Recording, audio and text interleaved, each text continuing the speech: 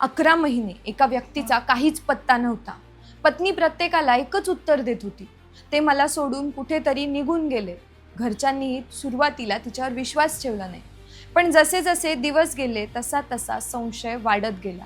आणि जेव्हा पोलिसांनी या बेपत्ता व्यक्तीचा शोध सुरू केला, तेव्हा समोर आलं एक सत्य, ज्याने संपूर्ण महाराष्ट्र हादरलं. कारण तो माणूस जिवंत नव्हता, त्याची हत्या झाली होती. आणि पोलिसांच्या आरोपानुसार मृतदेहाचे 3 तुकडे करून जंगलात फेकण्यात आली होती. ही आहे नवी मुंबईतील सुनीता कुशवाहा आणि तिचा कथित प्रियकर राहुल प्रजापती यांनी केलेल्या अमानवी कृत्याची कहाणी. नमस्कार, मी प्रियांका पालकर आणि तुम्ही सगळे पाहताय द फ्रीडम कॉलम. ही गोष्ट आहे ऐरोलीमध्ये राहणाऱ्या 50 वर्षीय बळीराम कुशवाहा आणि त्यांची 40 वर्षीय पत्नी सुनीता यांची. दोघांनाही 2 मुले होती. अनेक वर्षाच्या कष्टानंतर बळीराम यांनी छोटंसं स्वतःचं घर उभं केलं होतं. सगळं सुरळीत सुरू होतं. पण एक दिवस सुनीताची ओळख 30 वर्षीय राहुल प्रजापती या रिक्षा चालकाशी झाली. सुरुवातीला फक्त ओळख होती, नंतर मैत्री, आणि काही दिवसातच त्या मैत्रीचं प्रेमात रूपांतर झालं.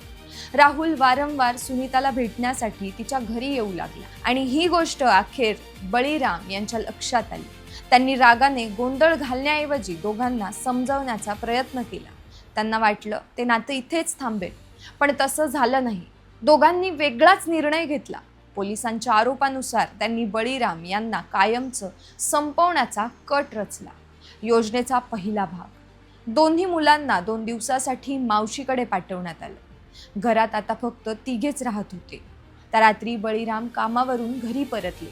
त्यांना कल्पनाही नव्हती ही त्यांच्या आयुष्यातली शेवटची रात्र ठरणार आहे. पोलिसांच्या आरोपानुसार त्यांना गळा दाबून खून करण्यात आला. यानंतर पुरावे नष्ट करण्यासाठी मृतदेहाचे 3 तुकडे करण्यात आले.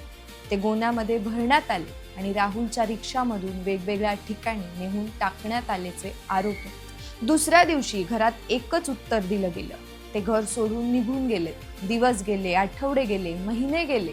सुनीता राहुल सोबत राहू लागली. पण बळीराम यांच्या भावाच्या मनात एक प्रश्न सतत घर करत होता: माझा भाऊ इतके महिने एकदाही फोन का करत नाहीये? त्यांनी स्वतःचा शोध घेण्याचा प्रयत्न का केला नाही? शेवटी पोलिसात तक्रार दाखल झाली. इथून सुरू झाला खरा तपास. पोलिसांनी मोबाईल कॉल डिटेल्स काढल्या, लोकेशन तपासले, दोघांचे कॉल पॅटर्न तपासले, आजूबाजूच्या लोकांचे जबाब घेतले. सुनीता आणि राहुल यांची स्वतंत्र चौकशी केली गेली. दोघांचे जबाब जुळत नव्हते. प्रत्येक दिवशी नवे विधान समोर येत होते. तांत्रिक पुरावे, कॉल रेकॉर्ड्स आणि सतत चौकशीनंतर पोलिसांनी संपूर्ण कथित कट उघड केल्याचे दावे केले. यानंतर दोघांनाही अटक करण्यात आली. पण या कथेतील सर्वात मोठा बळी कोण?